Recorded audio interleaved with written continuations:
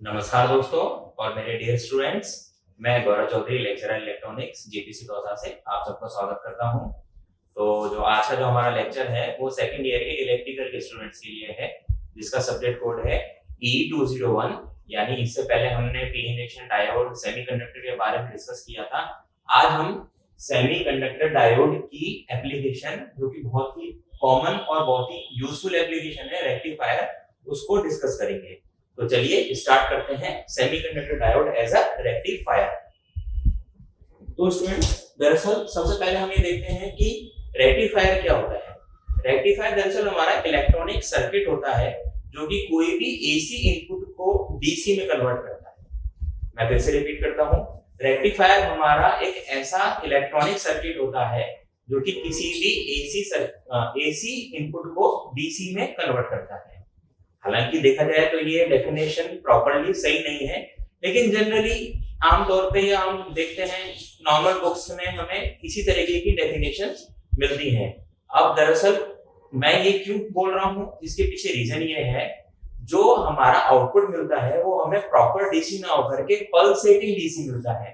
अगर हम pulsating DC के बाद में फिल्टर लगाएं तो हमारा प्रॉपर डीसी आउटपुट मिलता है। तो अगर हम बोले कि रेक्टिफायर हमारा एक ऐसा इलेक्ट्रॉनिक सर्किट है जो कि एसी को पल्सेटिंग डीसी में कन्वर्ट करता है, तो वो हमारा रेक्टिफायर होता है। और रेक्टिफायर फिल्टर के साथ में कंप्लीटली एसी को डीसी में कन्वर्ट करता है। कैसे, हम थोड़ा सा इसको ब्लॉक से समझते हैं। देखिए,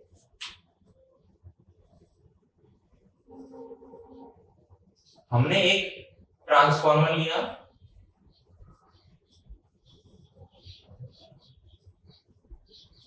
उसमें हमने 220 वोल्ट एसी इनपुट दिया ट्रांसफार्मर में। अब वो ट्रांसफार्मर फाइनली रेक्टिफायर से गुजरेगा। ट्रांसफार्मर का जो आउटपुट है जो कि एसी है, और वो फिर हमारा पल्सेटिंग डीसी, ये पल्सेटिंग क्या है मैं आगे एक्सप्लेन करूंगा। पल्सेटिंग डीसी में कन्वर्ट करेगा। अब पल्सेटिंग डीसी यदि हमारा फिल्टर से गुजरता है तो हमें प्योर डीसी मिलता है। यदि हमने यहां पर फिल्टर लगाया तो हमारा जो आउटपुट है वो हमें प्योर डीसी, या सिंपल हम डीसी लिख सकते हैं, वो मिलता है। तो स्टूडेंट्स इस चीज का ध्यान रखें कि रेक्टिफायर और रेक्टिफायर विद फिल्टर का क्या डिफरेंस है। अब हम देखें तो रेक्टिफायर को हम अचीव कैसे करते हैं, हमारे सेमीकंडक्टर डायोड की सहायता से। यानी हम सेमीकंडक्टर डायोड को सर्किट में कुछ इस तरीके से लगाएं कि एसी हमें पल्सेटिंग डीसी, या फिर हम ठीक है जनरली मान के चल रहे हैं फिल्टर है उसमें, वो हमें एसी से हमें डीसी में मिलता है। अब जैसे कि आप देख सकते हैं बहुत जगह डीसी की एप्लीकेशन, जैसे आपका मोबाइल का चार्जर हुआ, या फिर आपके और भी कोई ऐसे इंस्ट्रूमेंट हुए जो डीसी पे ऑपरेट करते हैं, लेकिन हमारे घरों की सप्लाई में दरअसल एसी आता है, तो वहां पर ये रेक्टिफायर काम में आता है। तो रेक्टिफायर हमारे दरअसल 3 प्रकार के होते हैं। एक तो होता है हाफ वेव रेक्टिफायर, जो कि अभी हम डिस्कस करने वाले हैं थोड़ी देर में। Half wave rectifier, half wave rectifier. दूसरा होता है हमारा फुल वेव रेक्टिफायर। और तीसरा, जो कि फुल वेव रेक्टिफायर की ही तरह मतलब होता है, लेकिन हम उसको एक और अलग कैटेगरी में रख लेते हैं, जो कि होता है हमारा ब्रिज रेक्टिफायर। बिल्कुल, ब्रिज रेक्टिफायर।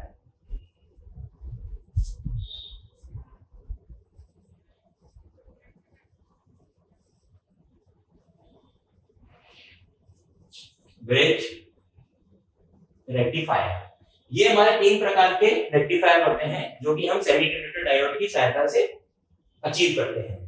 ठीक है, तो सबसे पहले हम पढ़ते हैं हमारा हाफ वेव रेक्टिफायर। देख लेते हैं हाफ वेव रेक्टिफायर के अंदर क्या है।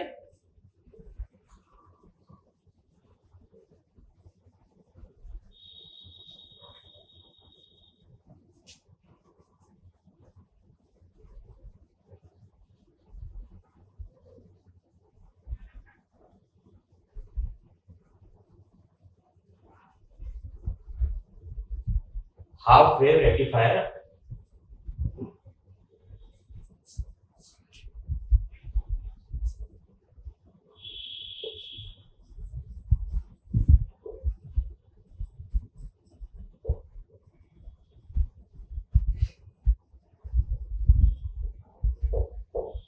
हाफ वेव रेक्टिफायर जैसे कि हम समझ सकते हैं कि हमारी जो एसी होती है वो कुछ इस तरीके से रिप्रेजेंट होती है साइन वेव में, इस तरीके से। तो हाफ वेव मतलब यहां से लेके यहां तक, ये तो एक पूरी साइकिल होती है, ये होती है पूरी साइकिल। तो हाफ साइकिल होती है ये वाली या ये वाली। कहने का मतलब इस हाफ वेव रेक्टिफायर के अंदर डायोड हमारा सिर्फ हाफ साइकिल के ऊपर काम करेगा, अगली साइकिल पर वो काम नहीं करेगा। वो होता है हमारा हाफ वेव रेक्टिफायर। कैसे, हम इसको इसके सर्किट डायग्राम से समझ लेते हैं और फिर इसमें जो भी केसेस होंगे उसको हम देखते हैं।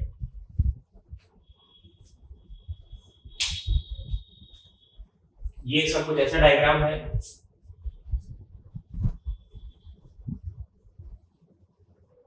ये आपका ट्रांसफार्मर हुआ जो कि स्टेप डाउन ट्रांसफार्मर होता है, और यहां पर आपका डायोड लगा हुआ है और इधर आउटपुट में लोड है। स्टूडेंट्स ध्यान दें, ये रेक्टिफायर विदाउट फिल्टर है, यहां पर कोई भी फिल्टर अभी नहीं है काम में। ये आपका हो गया वी इनपुट। ये हमारा कुछ हाफ वेव रेक्टिफायर का सर्किट होता है। अब दरअसल इसके अंदर हमारे क्या होता है, जब हमने इसमें इनपुट एसी दिया, ट्रांसफार्मर ने स्टेप डाउन किया, मतलब ट्रांसफार्मर ने वोल्टेज को स्टेप डाउन किया, कम किया। अब क्या होगा, पहला केस देखते हैं हम, केस 1। केस 1 में हम क्या देख रहे हैं कि मान के चलिए जब पॉजिटिव साइकिल आई, ये कंपेयर कीजिए, जब पॉजिटिव साइकिल आई तो डायोड का क्या होता है, डायोड का मैंने जब पिछले में देखा था कि वो जब यहां पर इसके पी में जब पॉजिटिव होगा और एन में नेगेटिव होगा, अभी हम इसका कट इन वोल्टेज नहीं मान रहे हैं, पी में पॉजिटिव और एन में नेगेटिव होगा तो डायोड वर्क करेगा, मींस डायोड ऑन होगा और ये अलाउ कर देगा। तो मैं केस 1, जब हमारी एसी की पॉजिटिव हाफ साइकिल है, पॉजिटिव हाफ साइकिल, इस केस में डायोड वर्क करेगा। तो हमारा जो आउटपुट है वो आउटपुट कुछ हमें ऐसा सीधा लोड के अक्रॉस मिल जाएगा, आउटपुट ऐसा सीधा लोड के अक्रॉस मिल जाएगा। और केस 2 में जब हमारी नेगेटिव साइकिल आएगी, नेगेटिव हाफ साइकिल, तो उस केस में क्या होगा, यहां पर तो हमारा नेगेटिव मिलेगा पी को और यहां मिलेगा पॉजिटिव। इस केस में उल्टा हो गया, डायोड हमारा ऑफ रहेगा और यहां से कोई भी करंट पास नहीं होगा।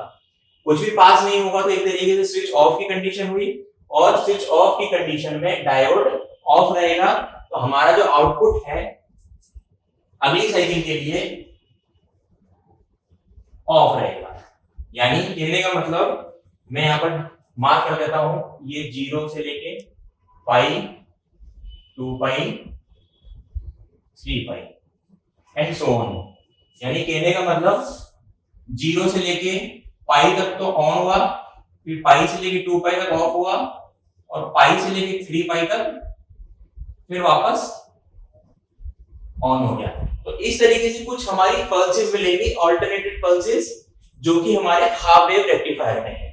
तो ये आप देख रहे हैं, ये पल्सेटिंग डीसी है, ना कि हमारा डीसी है, क्योंकि जो डीसी होता है वो कुछ इस तरीके से रिप्रेजेंट होता है, एक सिंगल लाइन, उसमें कोई पल्स या रिपल्स नहीं होते। तो समझ में आया होगा स्टूडेंट्स को। अब हम इसके अंदर दो पैरामीटर इंपॉर्टेंट, उसको देख लेते हैं।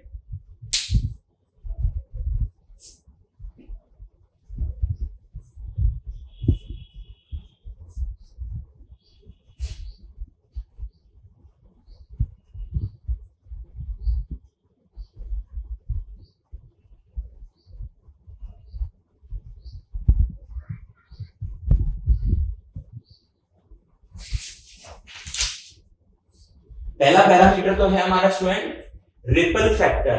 दरअसल रिपल क्या होता है? रिपल ये होता है जो मैं आउटपुट में हमें मतलब कुछ जिसको बोलते हैं हम रिपल यानी झटके की फॉर्म में मिलता है, जो कि कंप्लीट डीसी नहीं होता, तो हम बोलते हैं रिपल फैक्टर। यानी कितना रिपल रह गया उसमें, यानी कितनी उसके अंदर एसी की क्वांटिटी रह गई है। और जितना ज्यादा रिपल फैक्टर होता है उतना बेहतर होता है या उतना खराब होता है, वो अभी हम देख लेंगे। ठीक है स्टूडेंट्स, तो पहला है रिपल फैक्टर।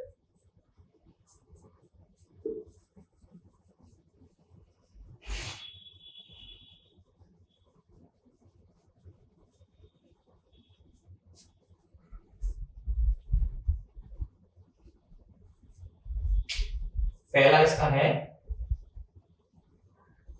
रिपल फैक्टर, जिसको हम आरएफ से भी डिनोट करते हैं। ये रिपल फैक्टर दरअसल कुछ मैथमेटिकली होता है हमारा, इसको अगर हम डिनोट करें तो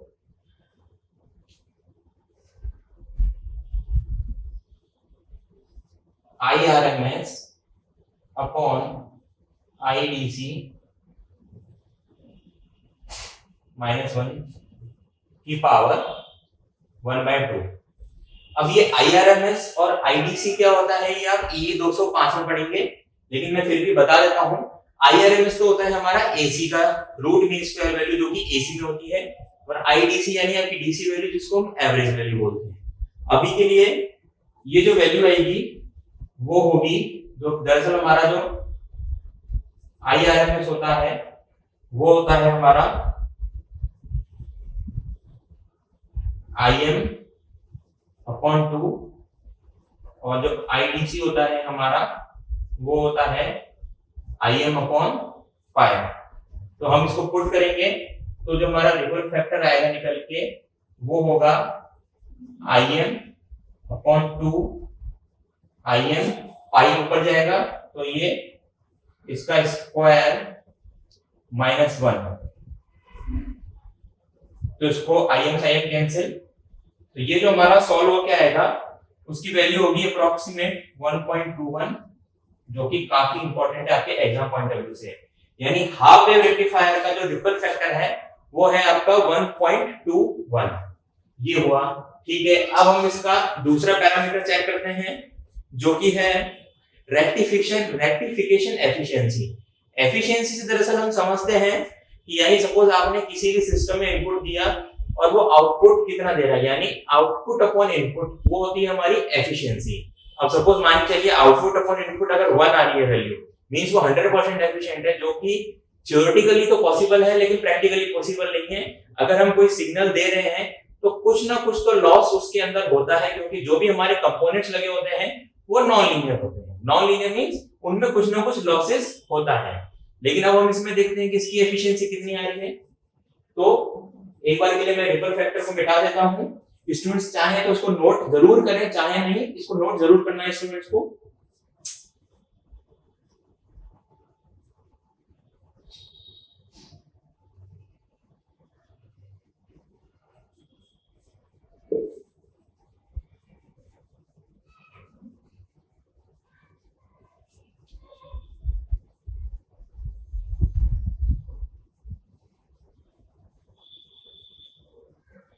अगला हम देखते हैं एफिशिएंसी।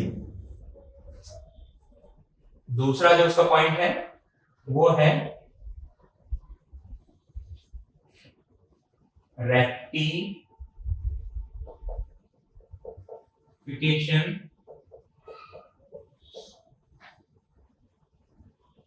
एफिशिएंसी। दरअसल जो रेक्टिफिकेशन एफिशिएंसी है, हम उसको, ये स्मॉल सिंबल है, आई थिंक ये ग्रीक सिंबल है, मीटा से भी रिप्रेजेंट करते हैं, जो कि किसके बराबर होती है, हमारे power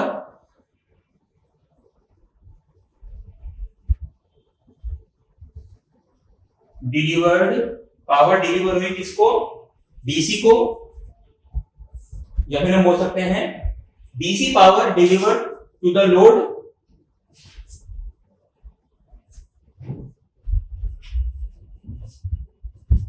DC power delivered to the load upon input में हम क्या ले रहे हैं, एसी इनपुट पावर।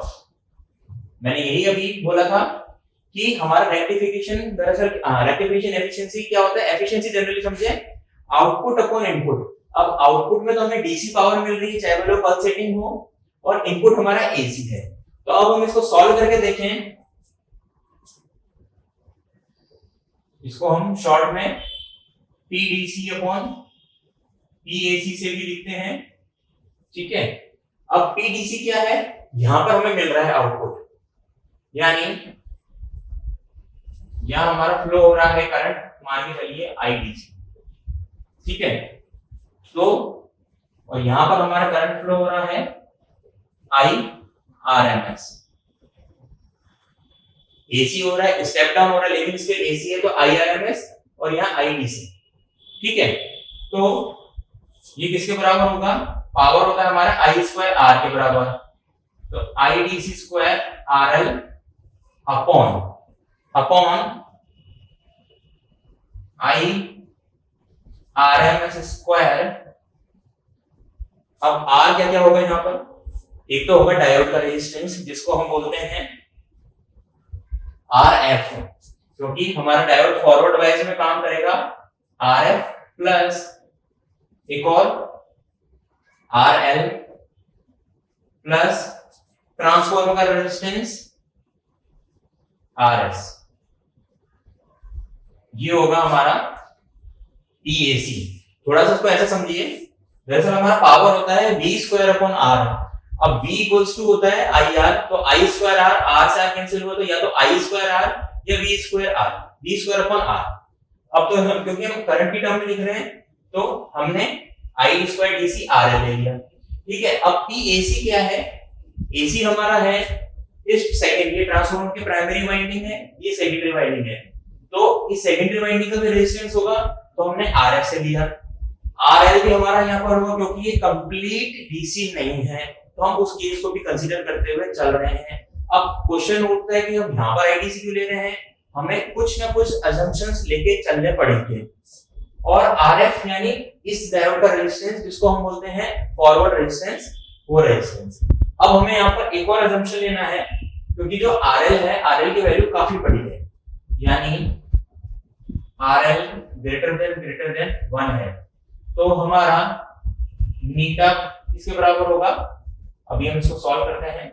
नीटा होगा हमारा, हमने इसमें से आरएल कॉमन उठाया, तो हमारा कुछ ये ऐसा आया, आई डीसी स्क्वायर